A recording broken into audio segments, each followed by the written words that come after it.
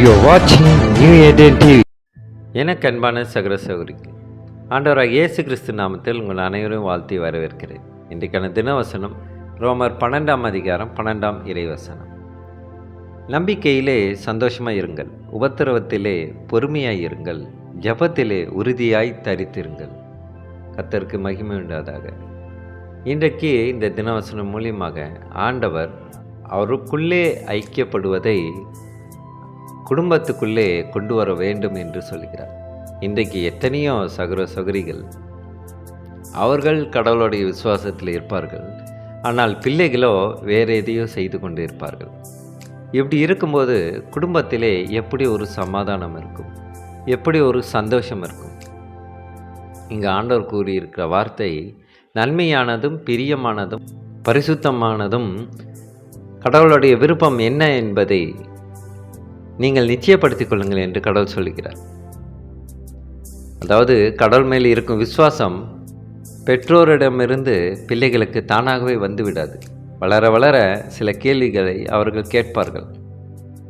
கடவுள் என்று ஒருவர் உண்மையிலேயே இருக்கிறாரா என்றும் கூட அவர்கள் கேட்கலாம்.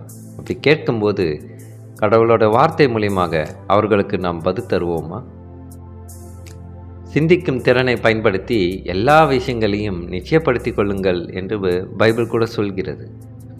பிள்ளைகள் தங்கள் விசுவாசத்தை பலப்படுத்தி கொள்ள ஒரு பெற்றோராக நீங்கள் எப்படி உதவலாம்? பைபிள் சொல்வது உண்மை என்பதற்கான ஆதாரங்களை கண்டுபிடிக்க கற்றுக் கொடுங்கள். அதாவது பெற்றோர்கள் கற்றுக் கொடுக்க வேண்டும் என்றால் அப்போது பெற்றோர்கள் கடவுளோட வார்த்தையிலே தேறினவர்களாக இருக்க வேண்டும். அப்போது தான் நாம் கற்றுக் கொடுக்க முடியும். உலக படிப்பையே பெற்றோர்களாக அநேக பெற்றோர்களுக்கு அதை கற்றுத்தர இயல முடியவில்லை. அதனால்தான் பள்ளிக்கூடத்துக்கு அனுப்புகிறார்கள், டியூஷனு ஸ்பெஷல் கோச்சிங் எல்லாம் அனுப்பி அதை தெரிந்து கொள்கிறார்கள். ஆனால் கடவுளுடைய வார்த்தையை தெரிந்து கொள்ள என்ன முயற்சி எடுத்திருக்கிறோம்?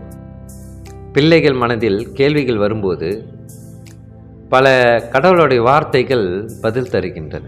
இன்றைக்கு எத்தனையோ பெற்றோர்கள் எதையோ குறித்தெல்லாம் கற்றுக் கொடுப்பார்கள், ஆனால் கடவுளோட வார்த்தையை கற்றுக் கொடுக்க மறந்து விடுகிறார்கள்.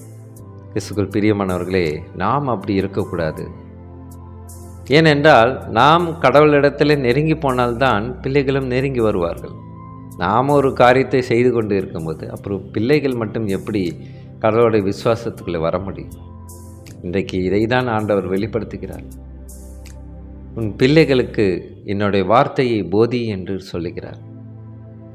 அப்படி போதிக்கும்போது என்ன நடக்கும்? உதாரணத்துக்கு உலக படிப்பை பள்ளிக்கூடத்தில் அவர்கள் போய் படிக்கும்போது கூட கடவுளோட வார்த்தை அவர்களுக்குள்ளே இருந்தால் அந்த படிப்பை கூட மிக நேர்த்தியாக செய்வார்கள். வீட்டில் நடந்து கொள்ளும் விதம் கூட மாறுபடலாம். பெற்றோர்களுக்கு அவர்கள் மதிப்பு தரலாம்.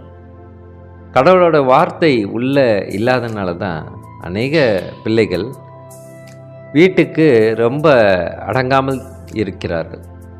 அதாவது கடவுளுடைய வார்த்தை உள்ளே சென்றால்தான், ஒரு நன்மை உள்ளே சென்றால் தான் தீமை வெளியே வரும். நன்மை உள்ளே செல்லாத போது அப்போது தீமை எப்படி வெளியே வரும்? இன்றைக்கு அநேக பெற்றோர்கள் இதிலே ரொம்ப சிரமப்படுகிறார்கள். அவர்களுக்கு குழந்தைகளை வளர்ப்பதிலே ரொம்ப சவாலாக இருக்கிறது. நானும் கூட ஆரம்ப காலத்தில் நான் பள்ளியில் ஆசிரியராக தான் பணியாற்றினேன்.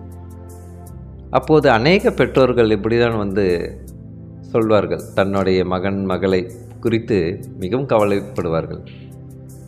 அப்போது நான் ஆறுதல் படுத்தியிருக்கிறேன். இப்போது கடவுளோட வார்த்தை மூலியமாக அவர்களுக்கு ஆறுதல் படுத்துகிறேன். இன்றைக்கு இந்த தினவசனம் மூலியமாக நம் ஊழியத்தில் ஒரு செயல்பாடு என்றால் வெகு சீக்கிரத்திலே நம்ம நியூ ஏதேன் டிவியில் குழந்தைகளுக்கான சிறப்பான ஒரு நிகழ்ச்சிகளை இதே காணொளி தொகுப்பு நம்ம தினவசனம் போலவே அதுவும் ஒவ்வொரு அத்தியாயமாக வரும் என்று உங்களுக்கு தெரியப்படுத்துகிறேன். கிறிஸ்துவுக்குள் பிரியமானவர்களே, குழந்தைகளும் கடவுளோட ஆர்வத்திலே ஞானத்திலே வளர வேண்டும். இல்லை என்றால் சாத்தான் தன்னுடைய சதுராட்டத்தை ஆடிவிடுவான் குழந்தைகளிடத்தில். அப்போது பெற்றோர்களிடத்திலே குழந்தைகள் சொல்கிறபடி கேட்காமல் இருக்கும்போது அப்போ கடவுள் சொல்வதை மட்டும் எப்படி கேட்பார்கள்? இதை குறித்து நாம் ஆழமாக ஜெபிக்க வேண்டும். இன்னும் அடுத்த வாரத்திலிருந்து நாம் குழந்தைகள் மனம் திரும்புவதற்கு, கடவுளுடைய அன்பில் அவர்கள் நிலைத்திருப்பதற்கு தொடர்ந்து 40 நாள் உபவாச ஜெபத்தை நாங்கள் ஏறெடுக்கிறோம். அதிலே கூட நீங்கள் கலந்து கொள்ளுமாறு உங்களை உற்சாகப்படுத்துகிறேன். கிறிஸ்துவுக்கு பிரியமானவர்களே, இப்படிப்பட்ட கடவுளோட வார்த்தையை மறுபடியுமாக நாம் வாசிப்போம். ரோமர் 12ஆம் அதிகாரம் 12ஆம் இறைவசனம். நம்பிக்கையிலே சந்தோஷமாய் இருங்கள், உபத்திரத்திலே பொறுமையாய் இருங்கள், ஜெபத்திலே உறுதியாய் தரித்திருங்கள். கர்த்தருக்கு மகிமை உண்டாதாக. இன்றைக்கு நாம் நம்பிக்கையிலே, அவருடைய நம்பிக்கையிலே வளர வேண்டும். கர்த்தர் என்னுடைய எல்லா விஷயங்களுக்கும் பதில் தருவார் என்று விசுவாசிக்க வேண்டும். மிக கடினமான சூழலில் கூட அவர் என்னை ஒருபொழுதும் கைவிட மாட்டார் என்று சொல்ல வேண்டும். என்ன பிரச்சனைகள் வந்தாலும், என்ன போராட்டங்கள் வந்தாலும், நான் ஜெபம் செய்வதை ஒரு நாளும் நான் தளர்த்திட மாட்டேன், நிறுத்திவிட மாட்டேன் என்ற உறுதிக்குள்ளே நாம் வர வேண்டும். கிறிஸ்துவுக்குள் பிரியமானவர்களே, நாமும் சரி, குழந்தைகளுக்கும் சரி, கடவுளுடைய அன்பு மிகவும் நெருக்கத்தில் வருவதற்கு நாம் ஜெபிப்போமா?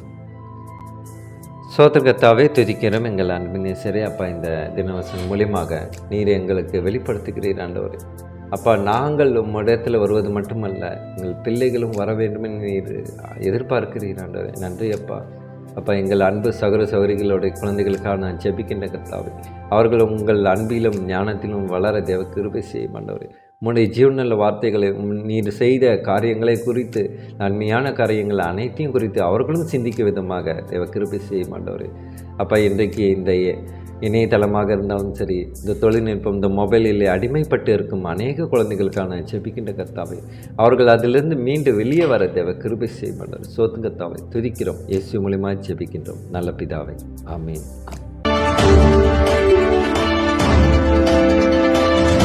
Now you're watching New Eden TV.